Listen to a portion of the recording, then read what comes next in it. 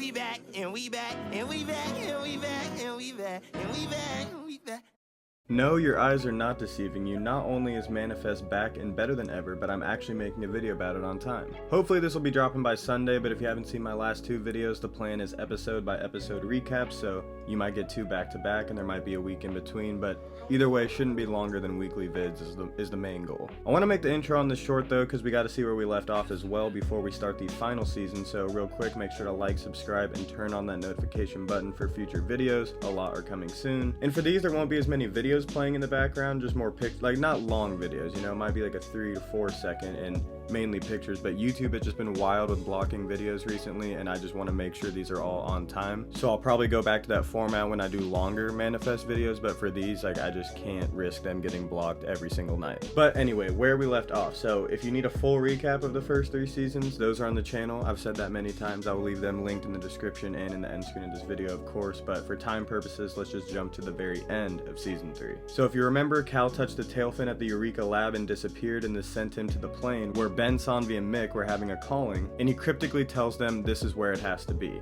And then Angelina, if you remember her, fucking hate her, she had taken her own crazy religious ideals along with Adrian's manipulative and crazy ass self and concluded that she needed to get baby Eden Stone. So what does she do? She breaks into the stone house, kills Grace, and steals Eden. This is obviously what Cal was referring to. Lastly, back at the Eureka lab, we ended the season with Dr. I don't know why I can never say that name. Dr. Gupta closing up shop when suddenly Captain Daly returned inside the plane before disappearing again, except this time with the plane, showing that he and the scientists are still alive out there. But now they have nothing really from the plane to test, which is kind of one of the biggest parts. But now let's jump into episode 1 of season 4, Touch and Go, and as always, major spoiler warnings ahead. I guess not major since it's only the first episode, but if you haven't watched the first episode, don't watch this video. We start this season in Shanghai, China of all places, as a group of scientists are conducting experiments on a man very similar to the ones the Major ran on the passengers and the ones that they did at Eureka. As they sent what I'm assuming is electricity to his brain, he starts to glow. Look familiar? And as the machines start going crazy, a loud piercing noise starts to torture the scientist. This was giving me hella Stranger Things 3 vibes. I think it's 3, yeah, at the beginning of the season where they start out in a different country with the same experiments that were done in America. I don't know, there's like 3 or 4 parallels throughout this season. Maybe it's just because I was just watching Stranger Things, but Manifest already hit Cuba. Maybe they're going global now. But anyway, the man escapes and runs away through a field of cherry blossoms, and it's a very beautiful scene, by the way. Hey, the title sequence, let's go. We are back. Manifest is back. We cut to New York present day, and boy is Ben looking rough. Can't blame him though. As he is putting missing child posters around town for Eden, he covers up a missing Cal poster from the end of season 3. We also see that Eden has been missing for 2 years, putting us in late 2022, early 2023. But damn does that make Ben's relentless efforts even sadder. An Amber Alert of a missing child sends Ben into a flashback the night Grace died and Eden went missing. Not feeling those close-up shots, kind of out of place, but this was a very sad scene. Older Cal is in the distance hiding as he notices for the first time that he's older, and man, I would deadass trip, bro. Like, I would be passing out, like, having a seizure or something if I found out I grew 5 years in the span of 2 hours. Like, you really gotta sell this, man. And also, why aren't his clothes super small on him? You know what? These things are important right now. It's not important. As we catch up with all the characters, it looks like Jared is back on being in the field. Mick and Zeke are still happy together, and why does Mick always look like she's in a female soap commercial? But those cherry blossom petals that we saw around her are of course not actually there, and this has been a reoccurring calling for her the past few days. Remember the Chinese man in the cherry blossom field. Cal is back with the family as all the Stones plus Zeke live in the same house now.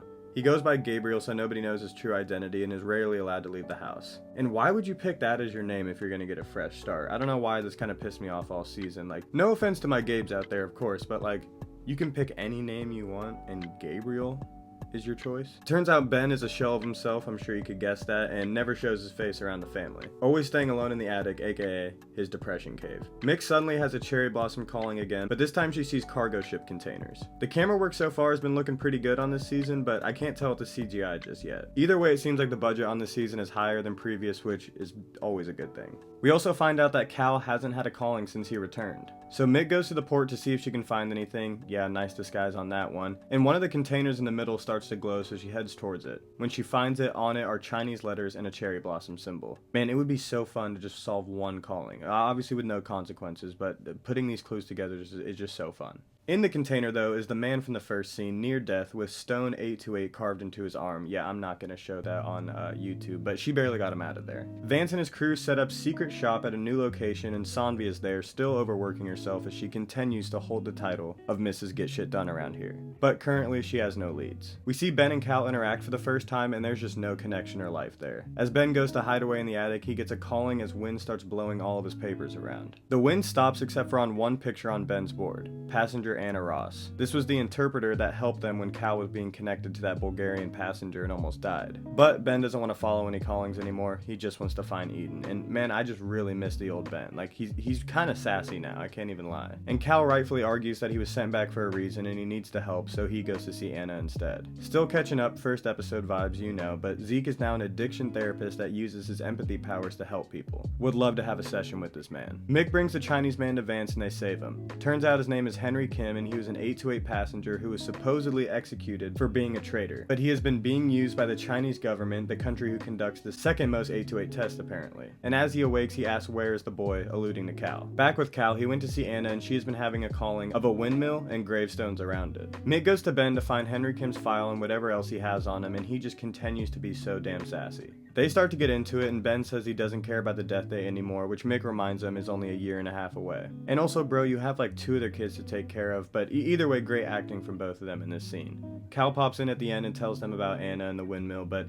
Ben just doesn't care. Right after they leave, he breaks down. Jared stops by, what is that Backstreet Boy ass stance you're doing, bro? And then we get a little Mick and Jared tension as always. Cal and her head out and Jared goes to see Ben. So the NYPD have closed Eden's case because the state has legally declared her as dead. We find out that the report is Angelina grabbed Eden, jumped off a bridge into the water, and they found their fingerprints there, but they just didn't find any bodies. But again, that probably isn't enough for them to keep searching. But we'll touch on this night later. Then we get the flashback we've all been waiting for, Cal's initial return, and wow, this scene is a lot. First, we got Ben in complete shock, Mick on the phone with the police, and as Cal knocks on the door, at first Ben seems pretty happy to see him, honestly. But then Olive comes in strong, extremely pissed, and honestly rightfully so. Cal admits to telling Angelina where the extra hidden key was that allowed her to do what she did, and even after Grace was very adamant, and I think all of us were, that she needed to get out of the house and away from the family. But I mean, technically, he was younger, like Cal was being manipulated by her. He was only like 12, but now he is 17. It's only been a little bit of time, I don't know. I'm kind of on Olive's side with this one, but either way, it's just a great scene. Back with what we'll call Vance's lab, Henry Kim is tweaking out and Zeke comes to try and help. As he feels what he's feeling and absorbs all of his pain, he has to step out right after. He starts having extreme chest pain and almost passes out. Then Henry deliriously, if that's how you say it, says he needs to give the box to the boy before his vitals start going crazy again. Back with Ben, he sees on the death certificate is a windmill and the wind calling starts happening again. Now he wants to go solve it. He arrives at the cemetery and Anna is there. And as they look for clues, the wind starts to pick up, but the windmill is going in the opposite direction, meaning it's a calling. So they go in the direction it's pointing to. Mick and Cal go back to the port to check out the container again. After sneaking around workers and Mick running into dramatic Jared, he makes it in. And boy does he find something important. Probably one of, if not the most important things they could possibly find. The black box from 828. And here's a quick definition of what a black box is if you don't know. I kind of knew what it was, but I had to look it up when I watched it. Cal has a flashback of him telling Sanvi that the answers are on the plane, but as we know, that thing is long gone.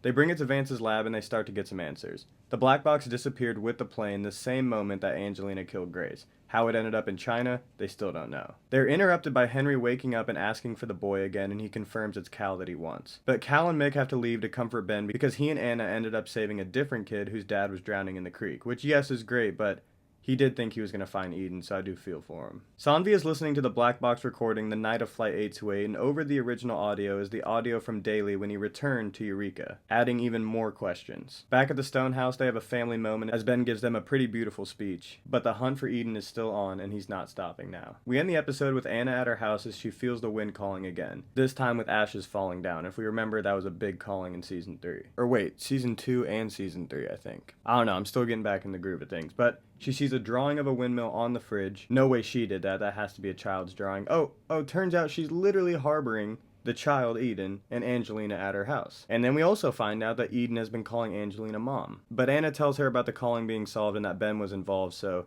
Angelina heads out.